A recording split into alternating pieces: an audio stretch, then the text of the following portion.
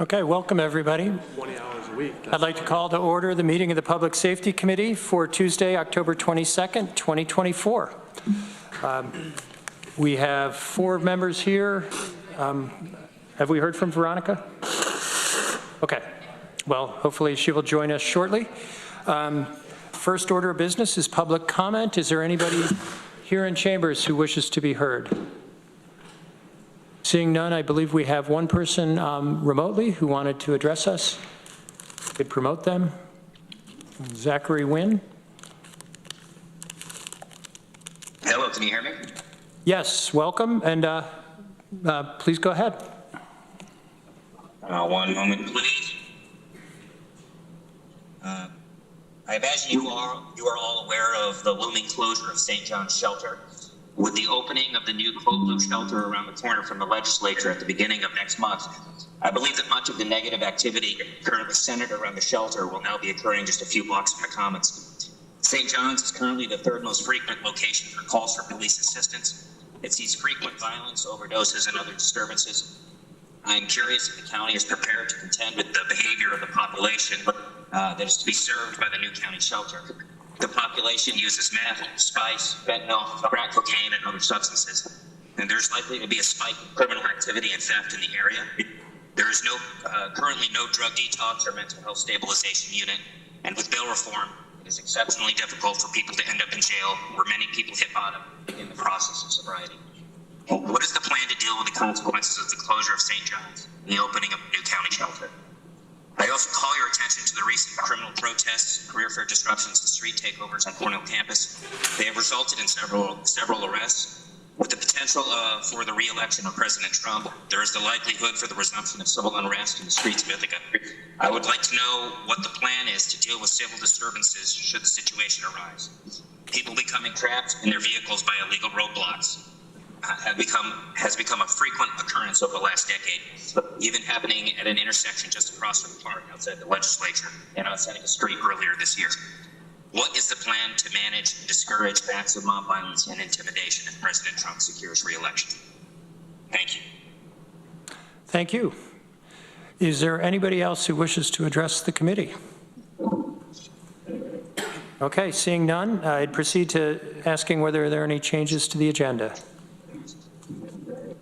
Seeing none, we can go to our minutes from our September 24th, 24 meeting. Could I get a motion? Lee moves. Mike seconds. Questions or comments on the minutes? Are we ready to vote? All those in favor? All right, that's unanimous. We have some appointments. Pardon me one second. We have Kate Shanks Booth to the and Louise Miller and Holly Mosier, all to the CJATI, Criminal Justice Alternatives to Incarceration Advisory Board, CJATI. You move those? Thank you. Second? Lee seconds. Questions or comments? No need for executive session. Are we ready to vote? All those in favor? That's unanimous. Thank you. All right. And Chair's report. We do have an issue regarding our December 2nd, or our November and December meeting, and I've spoken to committee members about potentially combining the 2 meetings. I think we've worked through our priorities as stated for the year. We have addressed those. So we certainly need to attend to regular business, but the 2 meetings conflict with the Thanksgiving holiday and the Christmas holiday, and I believe the last one would come after the last legislative session of the year, so we would not be able to advance any resolutions that needed to be done by year end. The 2 proposed dates are December 2nd at 1 o'clock in the afternoon and December 10th at 1 o'clock in the afternoon. And I believe by polling the committee members, you're all available. I haven't heard from Veronica. But I did hear one comment that they don't like Monday and the other they don't like Tuesday. So maybe we should flip a coin. Nobody likes Mondays. I mean. Okay. All right. Why don't we go Tuesday if that's okay? All right. So we will combine the November and December meetings for December 10th at 1 o'clock. that's a Thursday though, isn't it? I thought it was a Tuesday. Is it a Tuesday? Tuesday. Oh, yeah, okay. There we go. Good? All right.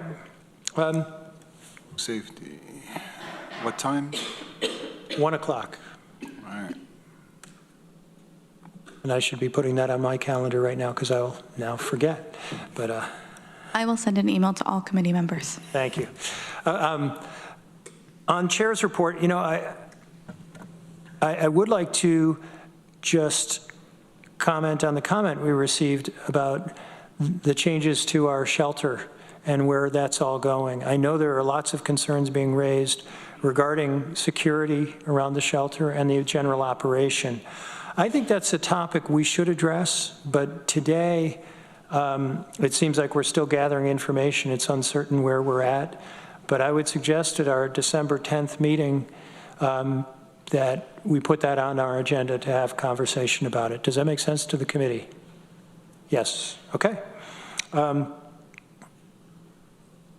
I don't believe I have anything further for Chair's report. So we can move on to County Administrator, and I see Bridget Nugent is here with us today. Welcome. Thank you, Rich. Just a very brief update to make sure this committee is aware we are actively still working on the issue of consideration of adopting a local law for local illicit sales of cannabis. We finally were able to get a meeting scheduled next week with our city partners to start talking about their capacity in addition to our capacity and how we might work together if and when we decide to adopt that local law. So that is still in process, and we're working with them to understand what our options are. Okay, and thank you for bringing that up while you are both here, Sheriff and District Attorney. Do you have any thoughts or comments on us proceeding with the local law to address illegal cannabis sales? I don't have any concerns with it, except for the enforceability piece. Okay. I'd certainly like the tax revenue. Yeah. All right. Mike. I was just wondering what the concerns on the enforceability piece were.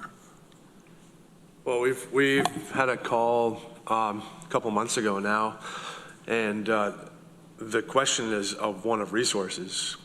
Do we have law enforcement resources to enforce a local law on cannabis when we don't have enough law enforcement resources to enforce laws on fentanyl or violent crimes and other, more direct threats to public safety? I thought this was directed more towards shops and things like that. Still need somebody to enforce it. Yeah. I wasn't part of the last conversation, but I think people in the sheriff's office were on my behalf. I believe, based on what I heard of the discussions, there's a lot of work to be done when somebody goes into a shop and tries to enforce the law. As far as inventory, storing, evidence seized and all that, it would definitely be a task for the sheriff's office.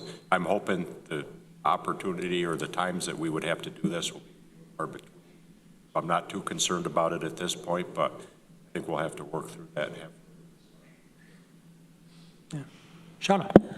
Whenever I went to NISAC a few weeks ago, the counties were talking about the fact that it was the Sheriff's Department working with environmental health and how initially they would put a padlock on the building, and then they had to have like a quick trial within a certain amount of days or time frame, and that during that time that the store stays closed. And I think the process essentially becomes tied up in litigation for a very long time. However, the store stays closed during that time.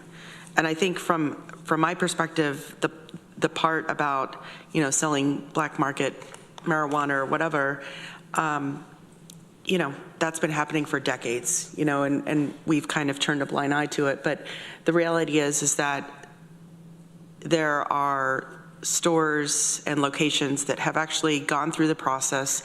They spent $10,000 on a license. They're going through New York State distributors. They're going through FDA. They're getting the exact packaging that is keeping these drugs safer. They're getting packaging that is supposedly harder for small kids to get into. And whenever people go into the dispensaries, they actually know exactly what they're getting. They know how much THC is in it. And, you know, for me as a legislator, like I feel much better about, you know, the distribution and the dispensaries than I do of a little shed that's, you know, selling pot in a baggie. And so I think, you know, for me, as much as I was, you know, pro marijuana here in Ithaca, I do have concerns about the rogue little stores that are popping up on every little street corner. Yeah, I totally agree with that, and you know, probably the biggest focus is selling to underage individuals, which, you know, number one, we don't know what they're getting because it's not subject to the regulation that the licensed cannabis shops are subject to, and also, you know, selling to people underage. That would be the focus that I would prioritize. And I guess I'd just add, I second everything Shauna said. I would add also that there are farmers that have invested heavily in trying to do this legally and to support the overall process, as well as processors. And the whole system is set up. If you have illegal sales, you're really undermining all of that. And I do have concerns about selling marijuana from other states or countries that we have no idea what's in it. And youth sales. So maybe it's hard to enforce. Maybe we're limited in our resources. In some ways, that's good that government has to prioritize and do things in order, but I'd sure like to have that tool in the toolbox. Okay, anybody else? All right. Veronica, thanks for joining us. I just want to let you know we're going to meet on December 10th at 1 o'clock for our combined November-December meeting, so we'll have to think twice as hard. All right, that day. County Administration, what else you got? That's everything. Thank you. Okay. And it's certainly, I think, at our December 10th meeting, if County Administration could be prepared to talk about the whole shelter issue in the context of public safety. Sure, absolutely. Right. Facilities Department. And I see we have a rel with us. Would you like to come up and join us? And thank you for coming.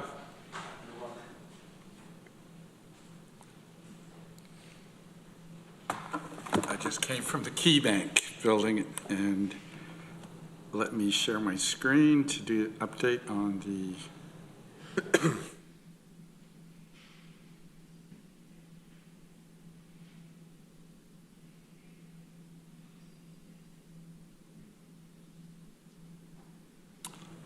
that's not showing up.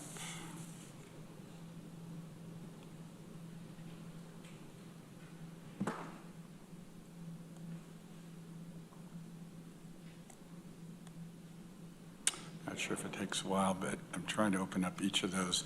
But at least I can give you verbally an update on the public safety building. We started about 2 weeks ago after taking a summer pause for the work there at the public safety building because we were having challenges getting enough labor to complete the work through the summer because contractors were already committed to schoolwork. So we decided to pause the project during the summer and start it back up in the fall, which we did. We had talked to Derek and Ray back then.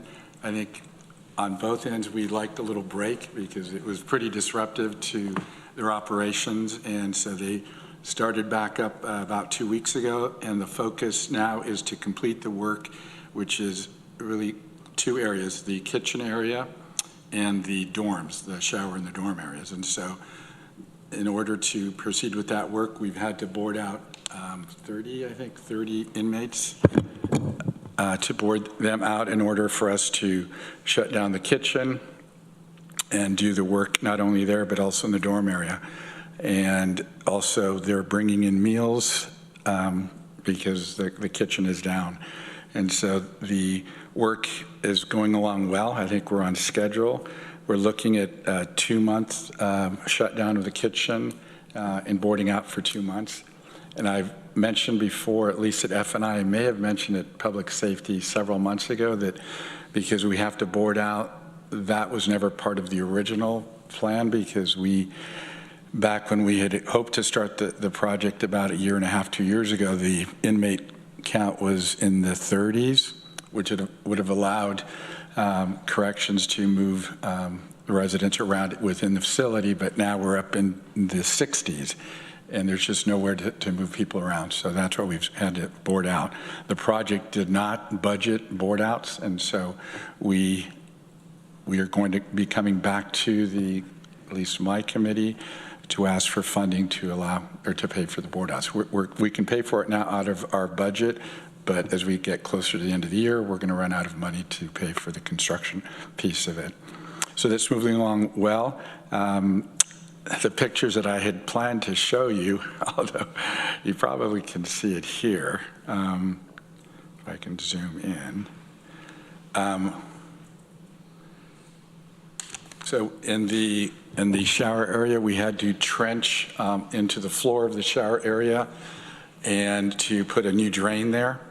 The second picture here is I did a dry run at Key Bank and it worked perfectly, but for whatever reason, it's not opening it up. In any case, we basically, the shower area, we've removed the wall finish that was there, and that's that kind of brown background that you see there. It used to be a center post in the shower area back when, before we started the work, and there were shower heads around the perimeter. Now we're putting the actual shower heads around the perimeter of the shower area, which will work better. They're timed. Before the fixtures for the showers, because of the hard water, were getting stuck, so the showers would just run and you'd get a lot of steam in that area, which would rust out the ceilings and also create a lot of steam in that entire area.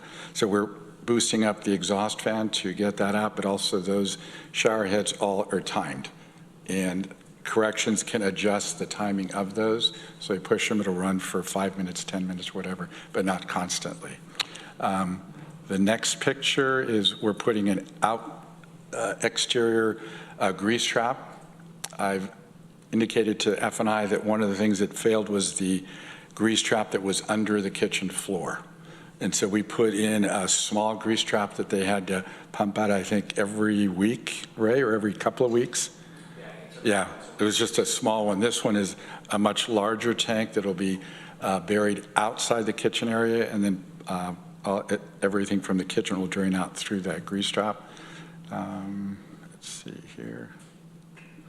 The next one is the upper right corner. Those are the new doors that are being put in. I think it's a total of 7. Since I took a picture of that one, they've already done 2 other doors, and which means 1 more remaining of the total 7. When you say door, do you also include all the electronics that go with it? Or? Correct. Okay. Yeah, and so right now they're putting in the doors, and then Matco Electric will wire them, and then Black Creek will be here, I think, November 4th, the week of November 4th, and to connect those. But corrections officer can use the manual keys to get in and out for now. In the kitchen area, we've got a walk-in cooler that we're replacing the floor and the condensing unit. And instead of, before the condensing unit was in the kitchen area, was dumping a lot of heat into the space. So we're putting that up on the roof, so it'll be more efficient and work better. And then this second picture, and on the second row, we had to trench in the kitchen, the floor. The pipes in those areas had basically deteriorated to the point where we felt we needed to replace them. And that was beyond the original design. When we scoped the pipes early this year, we found there was further deterioration. So we increased the scope of work in the kitchen. And the pipes, this morning I took those pictures, they put in pipe that is much more, is not susceptible to erosion or deterioration as the cast iron was. So this is CPVC pipe putting in.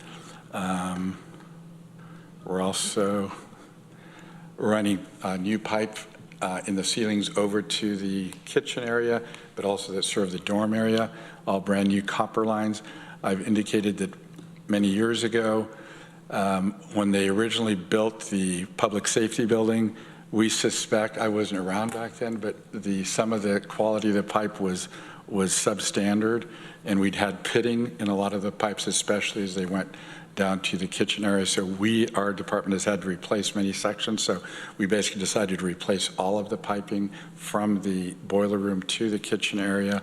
And also we installed water softening system to improve the quality of the water that serves, and it's for both cold and hot water. So all the water now is being conditioned. That next photograph is a new post. The one that was there before was much smaller. This is larger. Allows for, I think, is it three or two corrections officers? Two corrections officers. So that they just this morning put the black facing on the front of that post. It was just drywall, and it was getting banged up with their carts. So we put in a FRP panel there that it will hold up very well. That next picture is we had to install microwaves and refrigerators before we shut down the kitchen for the work, and so that they heat the meals that are being delivered, they heat them in the microwaves there, and then we purchased one refrigerator alongside their existing refrigerator for the food. And the last picture, which unfortunately can't see too well, is it shows they've already opened up one of the doors, removed the old door, and put a new security door there. So our plan is to complete the work by the end of this year. As I said, they're well on schedule. I think we've not been behind so far. We really want to thank the Sheriff's Department, especially Corrections Group, for really working with us, because they've had to provide corrections officers, rovers, to work not only with contractors in the kitchen, but also the contractors in the dorm area. And initially, when we started the project, we tried to stay to one zone before we moved to another zone. Now we're actually working two zones. They've been, willing to work with us. By doing so, we can compress the schedule to get to work in both areas and try to get this done much sooner. We're very pleased with the work that's going on. I had pictures to show on what we've already completed. I mean, before we shut down for the summer pause, we'd installed the generator, which it required a lot of coordination because we had to shut power to portions of the building. And I think initially we were thinking it's going to be about an hour. And I think we cut it down, and it was several outages, but it was around 15 minutes, maybe half hour at the max. But Matco was willing to work with us to minimize the number of outages and thereby not impacting the corrections group as much as we initially had planned. The outages would have been much longer. So we put in the generator. We completed the holding cell. Before they had one large holding cell, now they have three individual holding cells, and I think the corrections really like that, the ability to have three separate holding cells. We made improvements to the conference room. So the training room, that years ago when I started here 30 years ago, there were two separate conference rooms, and the training room is now their conference room. It's cap court. It's their kitchenette area. So everything is in that space. So if any of you have ever been up there, you'll see it is truly a multi-purpose space. We did the men's locker room, and we also did a little bit of work in the women's locker room. However, we're looking at getting some numbers so that we can make further improvements in the women's locker room. We put new carpeting throughout the sheriff's administration, civil, and actually all the areas on the sheriff's side. We put new flooring. They got a new ballistic grade window on the civil side, civil office. And I'm trying to think what else. We've done a lot.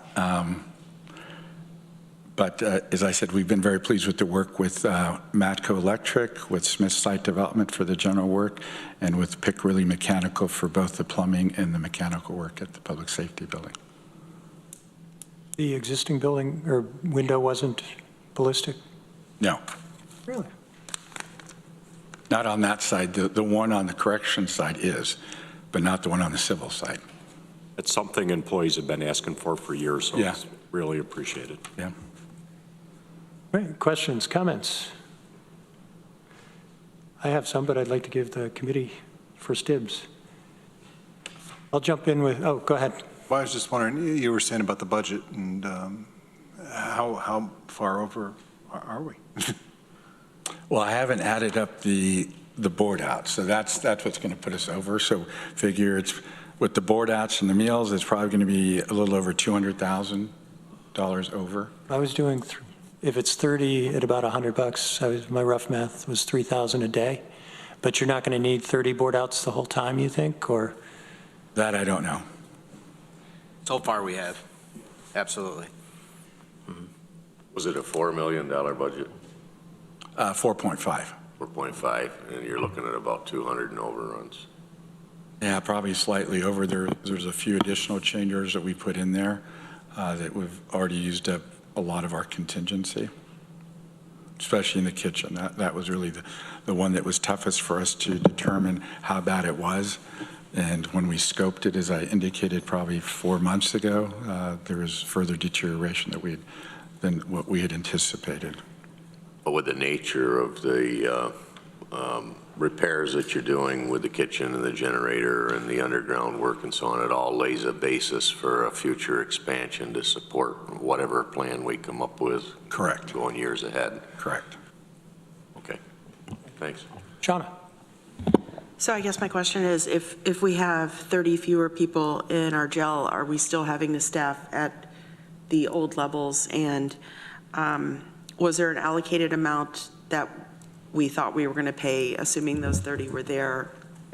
Is there a delta for that? There's not really an opportunity to scale back on staffing. I mean, these are people in full-time positions. I mean, we can't really just send them home.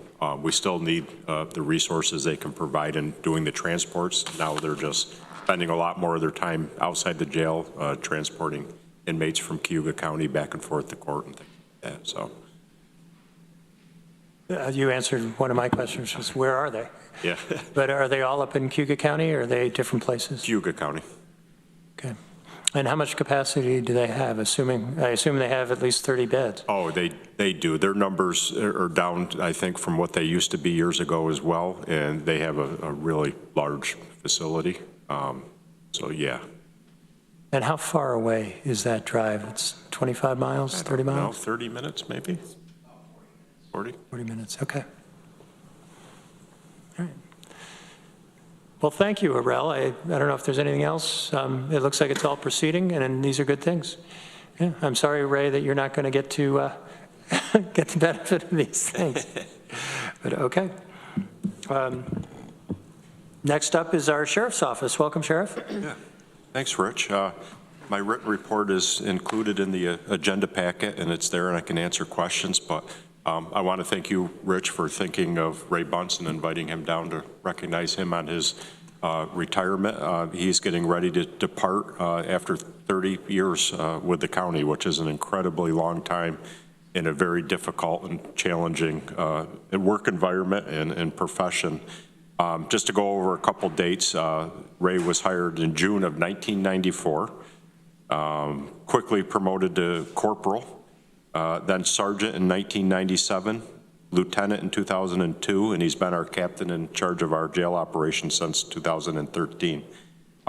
He's heard me say this before, but coming in as a sheriff, and I grew up on the law enforcement side with no corrections experience, Ray has definitely been the person that I can lean on and get advice from him, and know every day going in and out, he knows how to run the jail and knows everything there is about corrections. And I've really appreciated his service over the years. He's served 4 different sheriffs, I think. And, you know, he's somebody that really cares both for staff in the jail and the inmates that are residing there. Always supportive of his staff, but he also holds them very accountable and runs a very professional operation. But he's also always looking at ways to improve the lives of inmates that come in and out of our facility all the time and make sure that they get an opportunity to hopefully not come back. So I commend him for his service. I thank you for inviting him down and recognize him. And that's really all I have unless there's questions. Well, I would start out by saying yes, thank you, Ray. In all my time on the legislature and serving on the Public Safety Committee, you've just been a great resource. And I'd also say that we in Tompkins County, we're a little different from other upstate New York counties. And I think we put different demands on our jail and expectations. And frankly, you've worked really hard to try to meet those, and it's appreciated.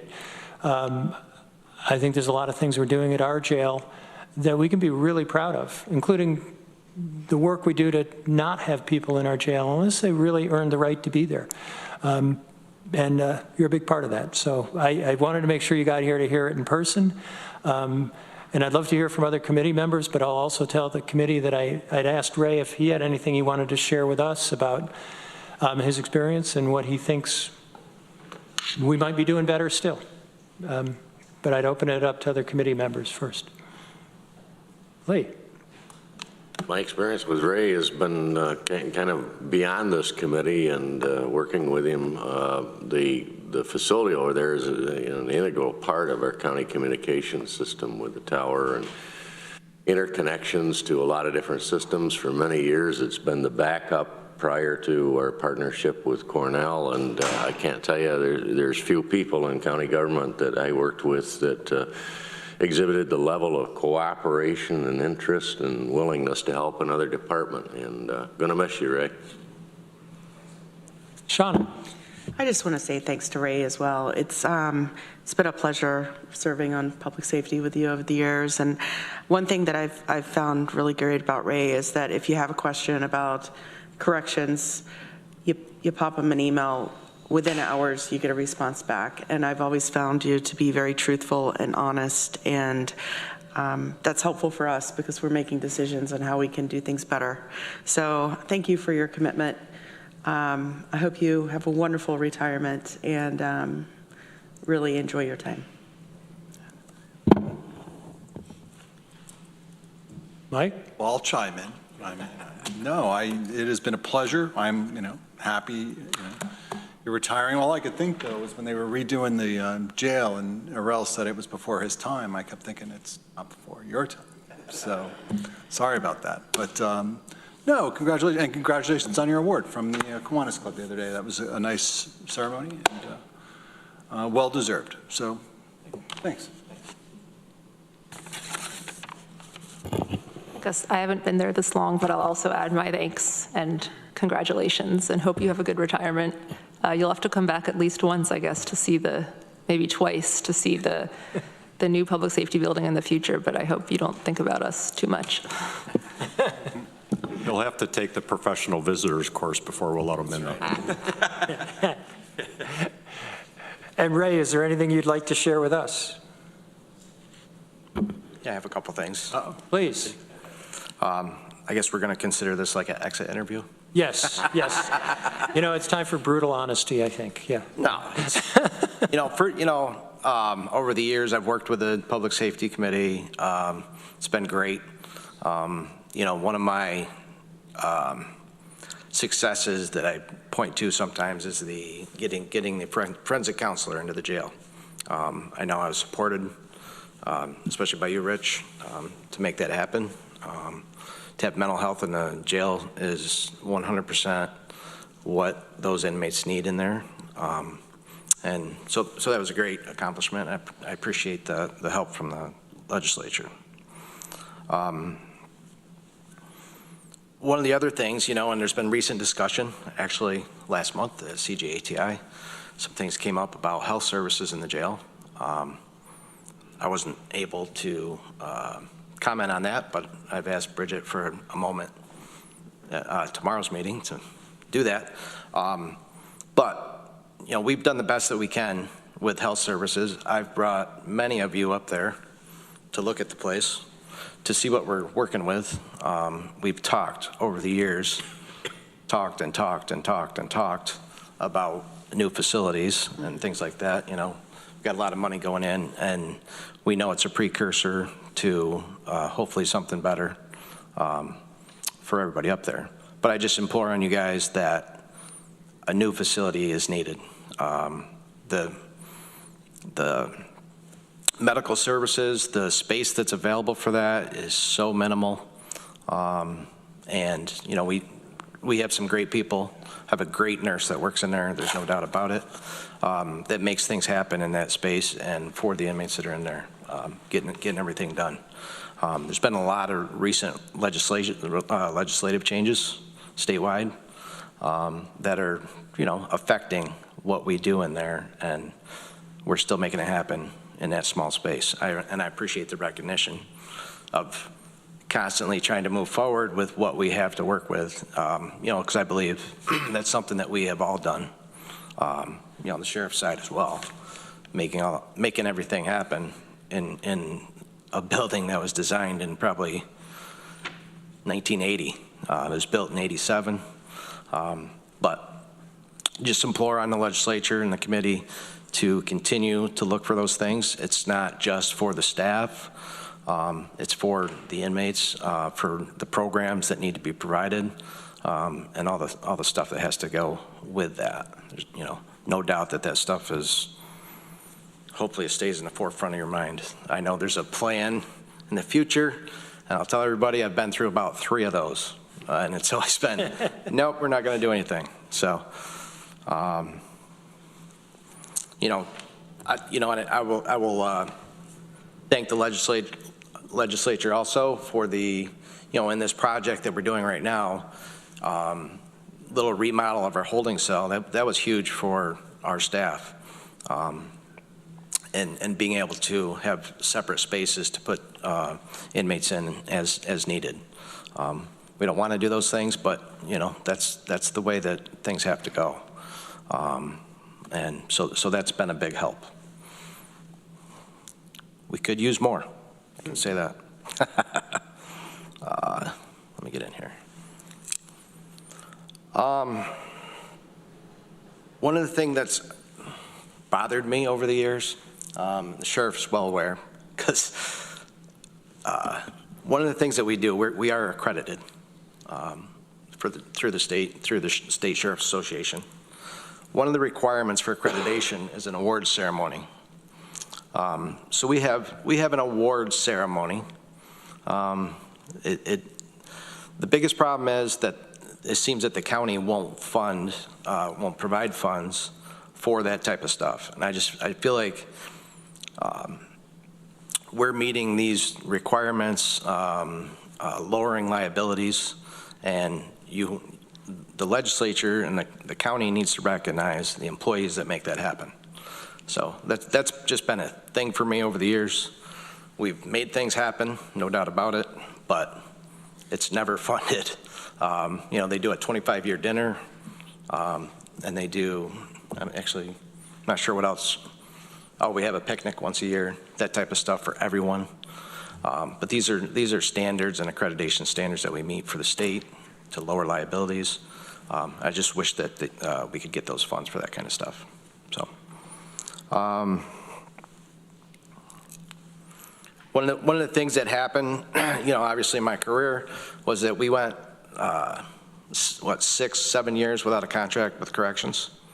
And I'm hoping, you know, that everything was done to make that happen. But I feel like sometimes meetings keep getting postponed, they get postponed, and farther out we go. And then all of a sudden COVID hit. So here we're going through these type of negotiations. I got officers that were earning, you know, $19 an hour, $19.85 I think was the rate, because it was 2017 wages. And they're working through COVID and all the business that we had to deal with in that. It was tough, there's no doubt about it. But I just implore that, you know, I hope that in the future that meetings can be set up faster. And I know it's not all one side by any means. I know that the other side of those negotiations are difficult as well. But being able to have those meetings as quick as possible, I think, is very helpful for everything and for an agency to run. No doubt about that.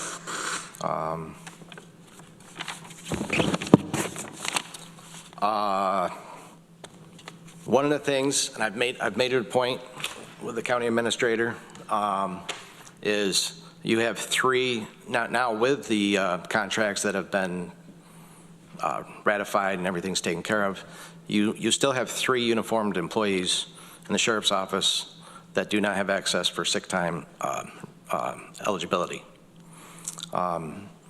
Sick time for a peace officer, police officer, there's a lot of benefits to that. That includes service credits when you retire, things like that. I just think it's a very important thing for those 3 administrators that you have, the 3 position administrators that are, which is going to be the jail captain, the jail lieutenant, and the undersheriff. These are, there's reasons that there's no captain on the road patrol, is, for benefits like this type of stuff. That's why things don't go into administrative purpose, or people might not move into an administrative position, because there's some very nice benefits that could be provided to them if they stick it out in the position they're in. So it's something I think that should be considered in any way possible. And, I already talked about health care and all that business for the jail, but one of the things that's going to come up, I think, in the future is instead of, right now I have a nurse for 40 hours a week. If we had 2 nurses, we've had it in the past, but filling those positions, I already told you guys I have a great nurse, and she's dedicated. She works very hard. She calls in on her days off to see how things are, that type of stuff. But to have another nurse and get them in there to do this stuff, biggest thing I think that holds people back is what we're paying them, unfortunately. And it's just things that hopefully will be looked at and thought about as you move into a new facility in what, 2 years, you said? You're going to build a new jail? So, and that's my list right there. But I thank you guys for all the support and for the kind words too as well. I appreciate all that. Thank you for all those comments. And certainly reacting to some of them. One thing that didn't come up is your support of MAT, medically assisted treatment. And I think that's been a really good thing we've tried to institute in our jail. As to the health care, I'm continually baffled by how we as a country have ended up with the healthcare system we have right now. And you see one ragged edge of it, I think, is probably in every jail in the country, that you're getting people who have acute medical needs that are tied up with their criminal justice problems. And we don't have a good way to address those. I was very proud when we were able to have the 2 positions. And I think in future we should reconsider that position. But that's a future budget fight. We're in the midst of all of them right now. And you said something else I wanted to comment on, and I can't remember what it was, but I certainly agree with you that getting to a rapid agreement with our corrections officers would be far better for the county. It was truly unfortunate how long that negotiation dragged on. Yeah. Anybody else? Can you email me this or us that list? Sure. That'd be good. Thank you. Yeah. Sure. With the MAT, the medications there, it's always been my position that, I have no knowledge of medications. I'm not a doctor. And I've told inmates this many times, I'm not the one that doesn't prescribe the medication. I can't prescribe the medication. But I've always felt, I didn't understand why why other places in the state were having problems bringing these medications in. It's just a medication, and that's how I look at all that stuff. Always have. We did start, some of those controversial medications probably back in 17 or 18, I believe, is when we started these things. And we were in front of everybody else. There's no doubt about that. Unfortunately, the state got involved. They mandated it in many ways, which, and now it just becomes more difficult, in my opinion, rather than just having it be a medical decision in every way. They legislated things towards it. And so it's difficult, but we make things happen. They mandated it in limited funding, I think to 8 million Yes. across the whole state. Correct. So, yeah, I think they probably made it worse as a result. Yep. Yes. Anyway, yes, if we could get those comments, that would be really helpful. And I wish you all good things in your retirement. Okay. Thank you. All right. Anything else for Ray? Anything else for our sheriff? I did have one question, but I'd give the committee heads up first. Veronica. I guess I had one question from the report, which is, what is a corrections emergency response team? There's a note about you all learning about one, and I know CERT as an acronym for something different. The corrections response team is something that Captain Harrison she sent a couple officers to another jail to just learn about it, see what it is, to see if it's something that we want to. We did have one back in, I'm going to go way back, but it's going to be 90s, mid-90s. We had a corrections response team. They're used for use of force issues that are planned, that we know about. They're used for searches, for contraband searches that we do throughout the facility, things like that. It's a specialized unit.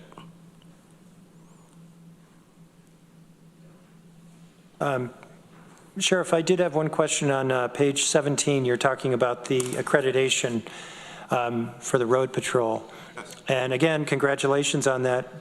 But I know you say that the sheriff is the only municipal agency in Tompkins County to have it.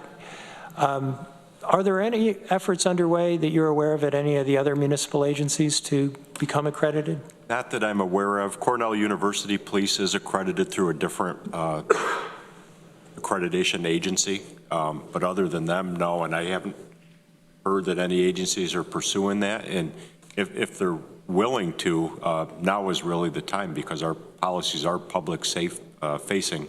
We're willing to share our policies with any agencies. We've had agencies from out of state actually find them online and ask if they could copy them and use them, which is a credit to us, but they're there. It's not something you really have to reinvent the wheel. You may have to tweak them a little bit to fit a different size agency, but they're all there for anybody to use, and I wish they would. Yeah, as well. I think this would be a remarkably positive thing if some of the other police agencies undertook to go through the immense amount of work to become accredited. It would be a lot less work for them if they would rely on us and what we've already done, and we'd be more than willing to help any agency that wants to pursue it. You just answered my next question, so thank you. Absolutely. Okay. Veronica.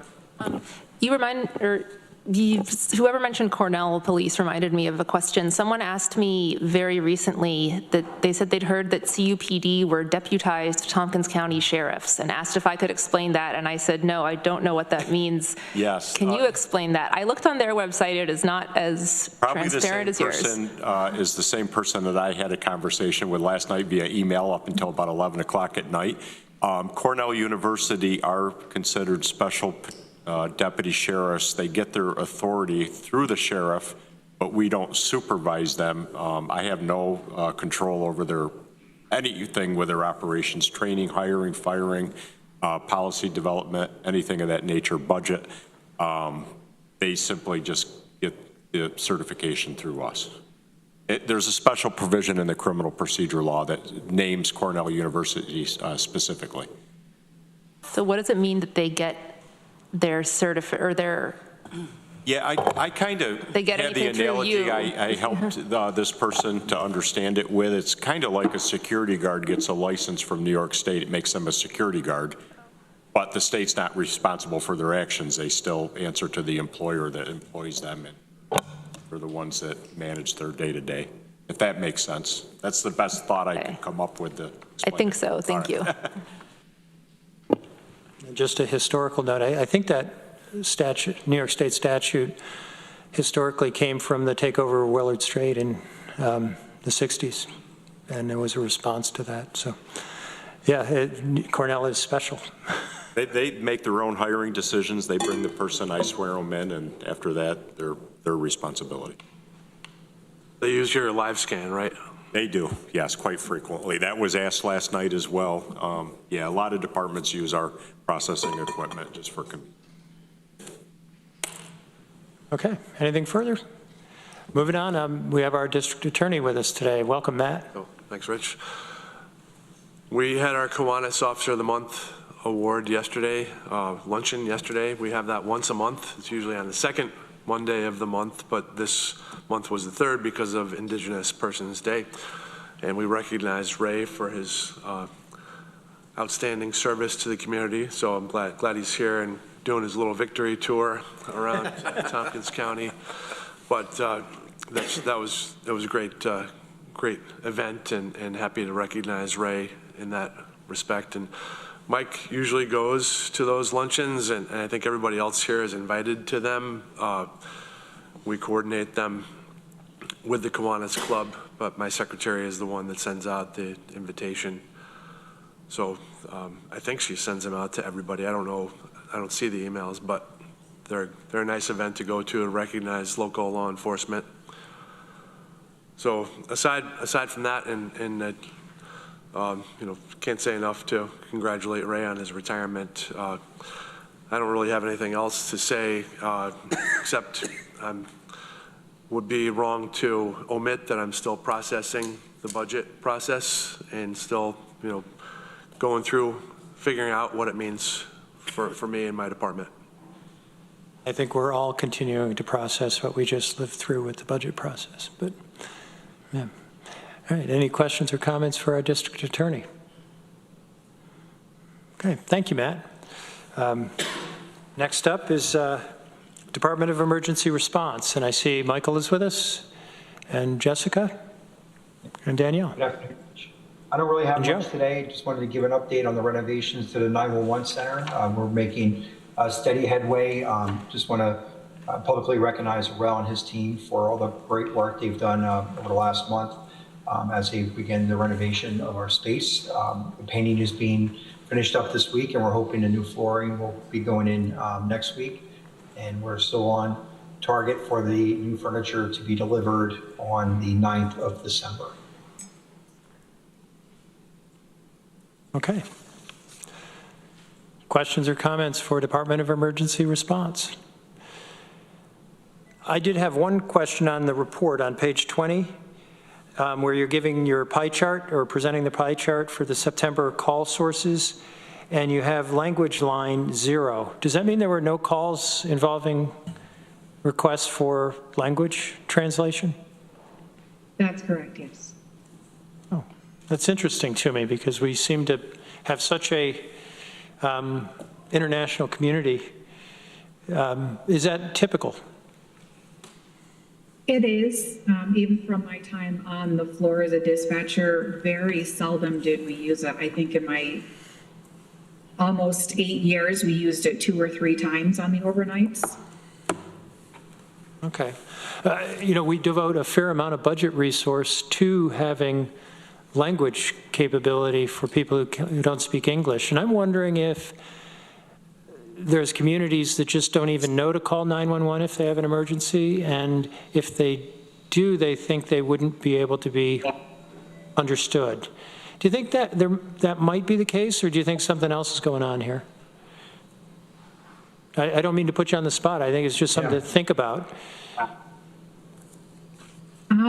In all honesty, I'm not sure. I know that a lot of people that we speak to from the international communities, especially when we're dealing with populations that attend Cornell, they are able to, if they don't speak English, at least somebody in their family may.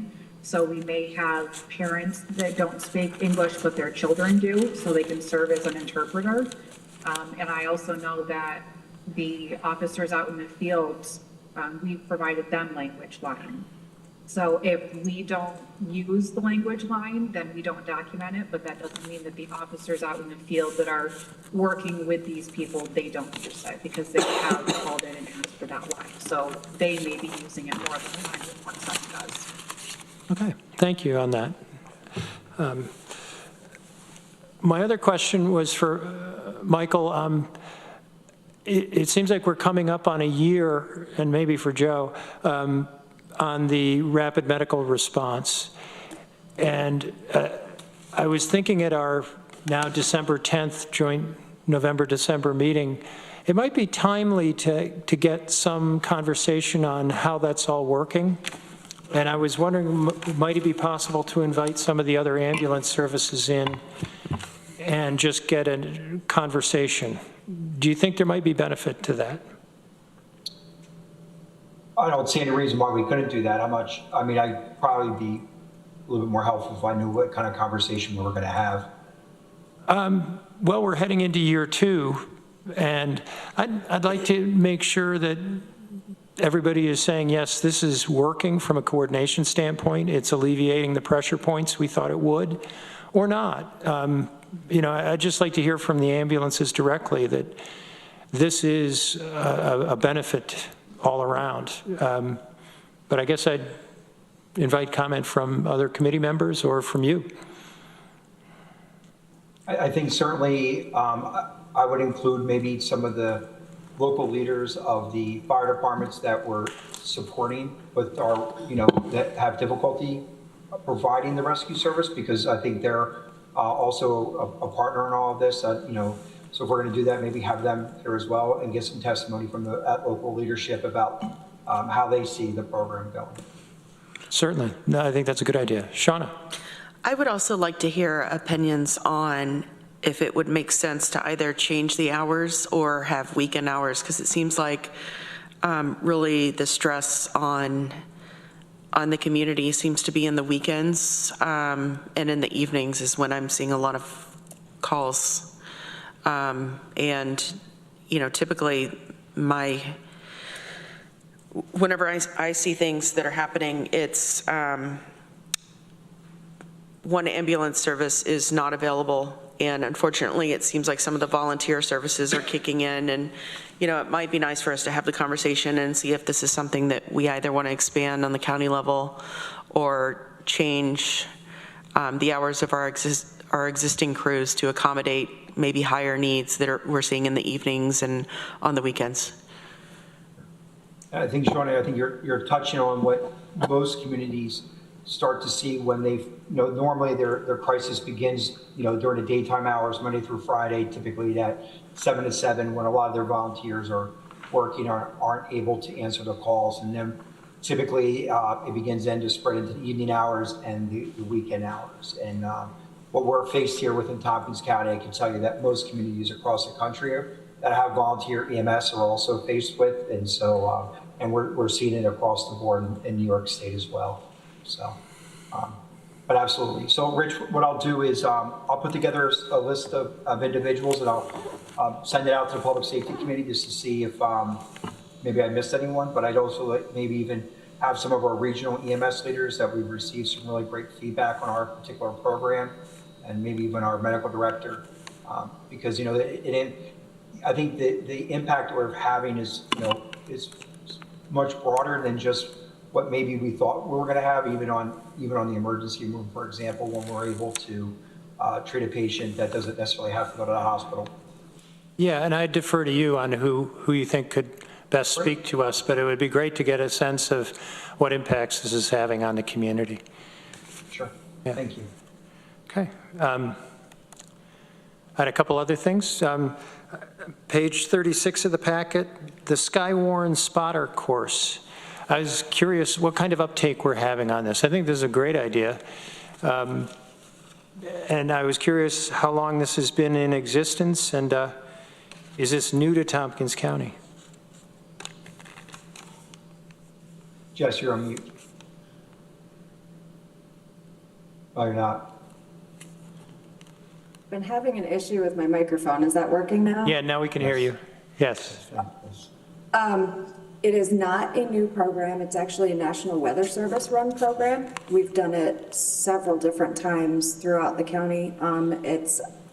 They have a spring, like thunderstorm type weather program, and they also have a winter weather skywarn program.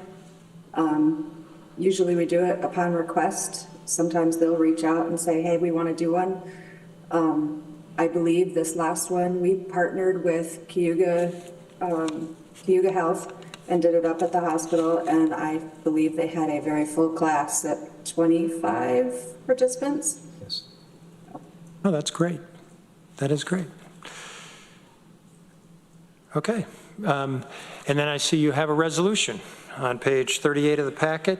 This is authorization for the Tompkins County Department of Emergency Response to enter into a multi-year agreement with Motorola Solutions, Inc. for Flex Plus subscription, doc ID 12815. And could I get a motion? Shauna moves, Veronica seconds. And Michael, could you speak to this? Sure. So the Flex Plus subscription is one of the suite of Motorola products that we have.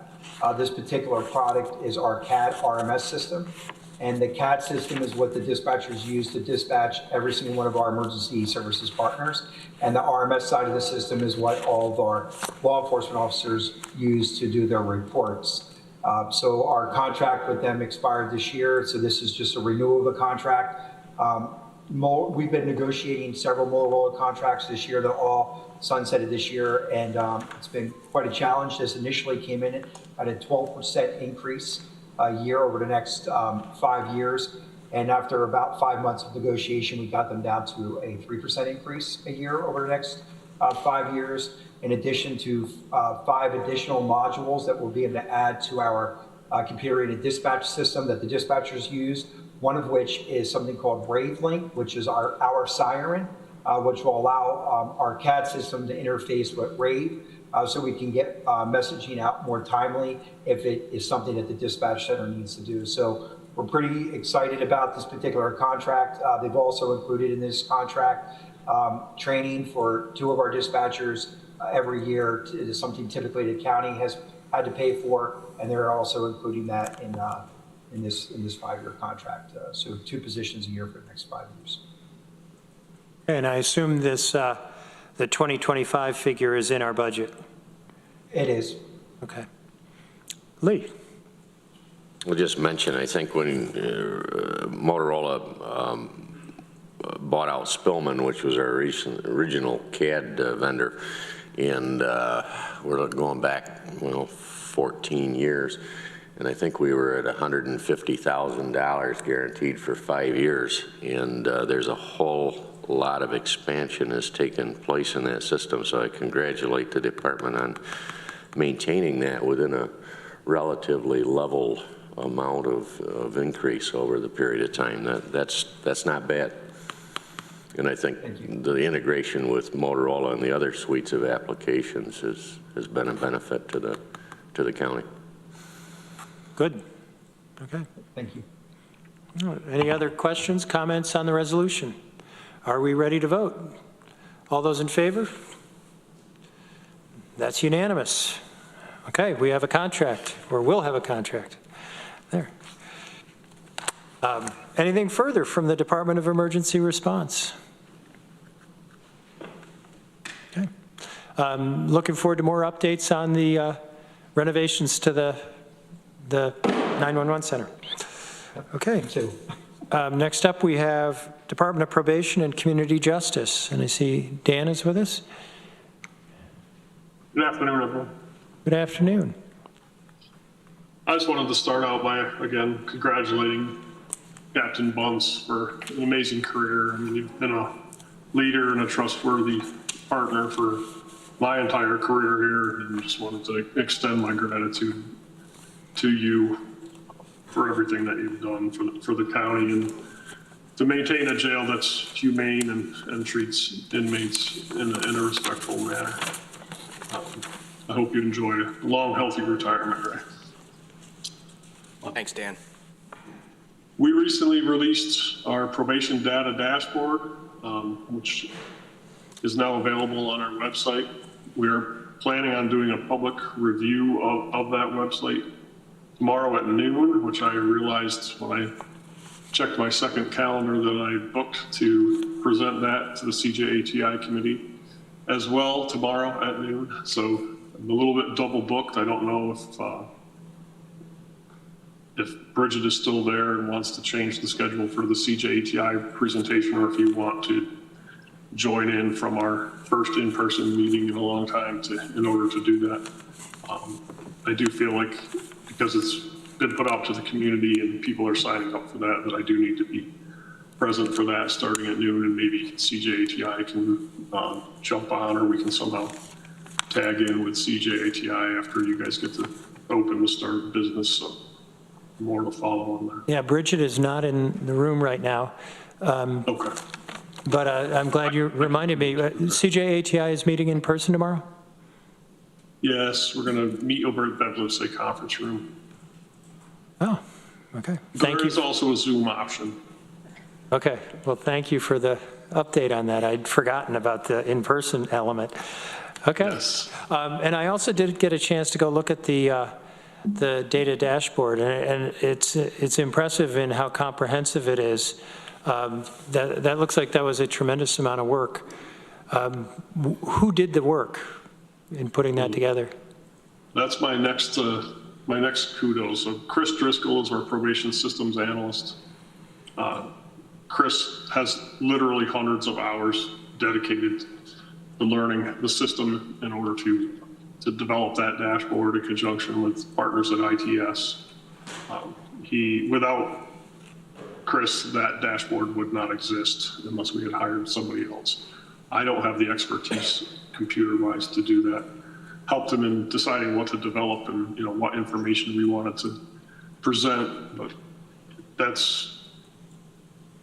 that program is a huge credit to Chris's dedication to the project. So I would like to publicly thank him for that as well. And he will be part of the presentation tomorrow. It is pretty robust. You can drill down in a lot of different ways. It should be very informative for the community. And we're looking forward to having those conversations and seeing what information can be gleaned from that in order to improve our outcomes and do better work with the community.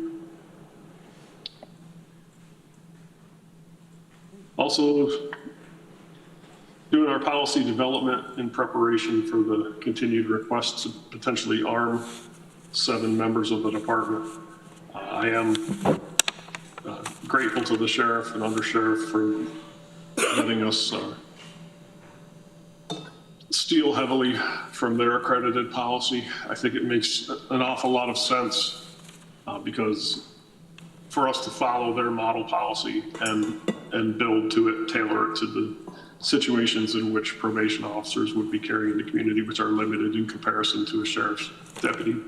But it's a very robust policy and be very helpful to us all being, countywide, all being trained the same way and having the same expectations so that when we're operating with each other, there's less question about who's doing what and how they do it. I think it makes the most sense to model our policy after theirs. Again, I don't know if it was mentioned, if I mentioned it to this body, but November 8th is the last time that New York State is offering firearms training. They're shutting down their training operations, so any agencies who do become armed have to find their own training. So I would be, DCJS is not providing the training anymore. So I've spoken with both IPD and briefly with the Sheriff's Department about potentially being trained by and training with the Sheriff's Department should probation officers be approved to carry in Tompkins County. And again, I think that makes the most sense for interoperability and just developing trust between agencies so that sheriffs and police are confident in the training that we've received and have seen our abilities and know that we are as well trained as can be. Okay, do you know why New York State is shutting down? I don't have a clear rationale for why they're doing that. It's to me, I would speculate it's just another unfunded mandate being passed down to the counties. And it is training that's required for all law enforcement agencies. And I think they're just passing the responsibility on to the locals. So Sheriff, if we get to this point that training is required, does the sheriff have certified firearms trainers? Yeah, we do on both sides of our operations. In DCGS, to my knowledge, usually doesn't provide the training, they provide the curriculum. So yes, we do have people that can provide that training. Okay. Great. Okay, and Dan, I don't know if you were on screen when we were talking about our November-December joint meeting. It will be meeting December 10th. So if you're planning to bring policies back to us, that would be the time to do it. If they're ready, yeah. My understanding is that we're supposed to be, the legislature is supposed to be voting on it on November 19th at the full legislative session.